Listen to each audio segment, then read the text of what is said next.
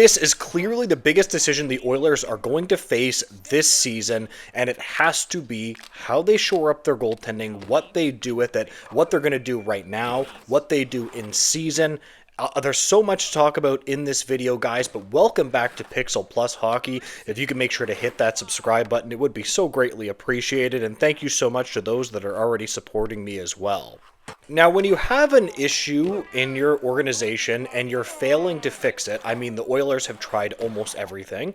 They have inquired about John Gibson. We know that. That has not worked out. John Gibson is now a Red Wing. They've inquired about Swayman. Swayman is still with the Boston Bruins, and that's still actually a possibility. They've even inquired about Arthur Shelovs, right? Which, I mean, I don't personally think that's much of an upgrade. But again, you're just going to have to possibly solve this in season with a more depth move or something like that, or possibly change up your backup position or something like that as well. If you do it this way, you might be able to out-depth your problem, although I still do think that the Edmonton Oilers are still going to need a top-end goaltender.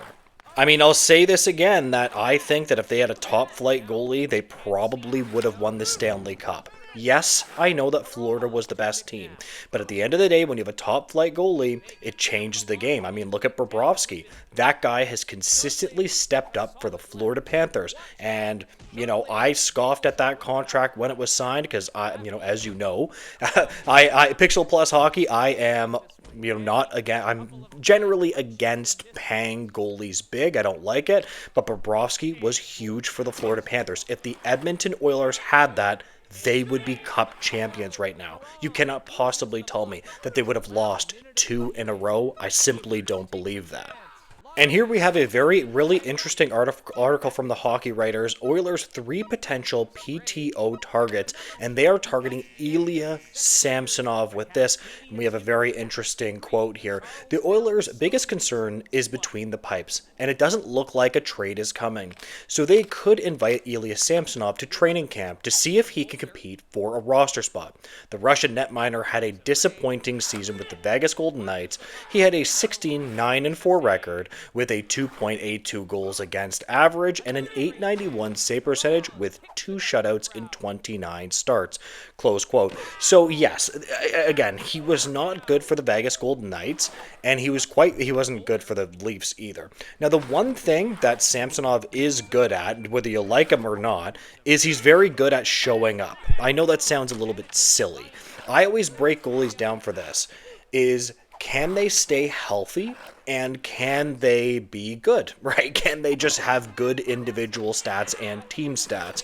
And Ilya Samsonov is actually really good at, he's good at showing up. So that's half of it. Now, 2 years ago in 22-23, he was actually really quite good for the Leafs. He was like the starting goalie for the Leafs. And while Ilya Samsonov might not always look great in net, he kind of fumbles around a little bit. The question is would he be better for Calvin Pickard? And then if Stuart Skinner would get injured, he could really at least stay healthy and keep them above water until they can get another, top flight goalie that they need to win a Stanley Cup. Now, I'm going to make this question of the video. We have other unsigned goalies as well that you might be able to offer a contract to. So we got James Reimer, we got Alexander Georgiev, and then we have Samsonov. Let's say those 3 goalies, and perhaps you guys are thinking about another goalie that I'm not right now. Of any of those goalies, drop it in the comments. Do you guys actually believe that any of these would be an upgrade on Calvin Pickard, or should they stay still with this?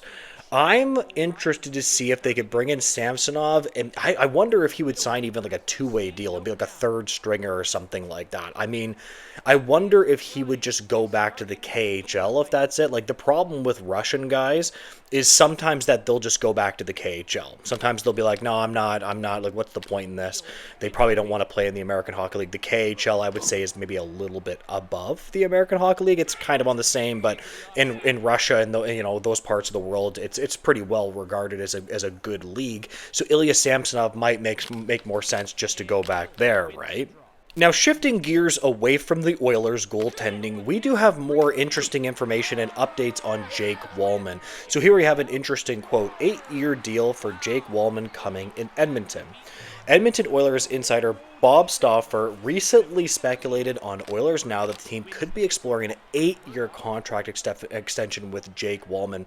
While stressing this was only speculation, Stauffer suggested that the Oilers, unlike other teams, can offer such a long-term deal before the CPA introduces shorter maximum contracts. He mentioned Walman, 29, as a player who might benefit from this unique window. So I wanted to specifically talk about the 8-year for Jake Walman and why that might concern me. He's 29, so what would that take him to 37 or 37, 38? I think that he's playing top minutes, and what I mean is above 20. And you're thinking to yourself, would it be smart to give him that many years? I'm not exactly convinced that would be the smartest thing to do. For me, it all depends on the cap hit that they give him. So if you're giving him an 8-year deal, would he be willing to, slow that cap hit down a little bit, right? Then I would actually consider it. Like if it was a cap hit deal for the Edmonton Oilers, I would actually be willing to sign him long term. But if he's just going to get a high cap hit anyway, I would hold off on that. But listen, when it comes to the Edmonton Oilers, we do know that there are multiple deals that are probably going to be coming soon. We're thinking Walman is probably going to get done soon. Ekholm's definitely going to get done soon. Connor McDavid, we don't know whether that's going to get done, but it looks like it's trending in the right direction. We don't know whether that's going to be an 8-year or perhaps a 4-year deal. I would prefer if the Oilers just signed him to 8 years. From the Oilers fans' perspective, that is always going to be the best, so you can lock him up. We've heard conflicting reports like, oh, it's going to be 4 years, but oh, it's going to be 8. So I'm obviously just hoping for the 8 years from the Oilers' perspective. But guys, I am going to leave this video here. If you could make sure to like, comment, and subscribe, I would greatly appreciate it, guys. And make sure to have a great day. Goodbye, guys.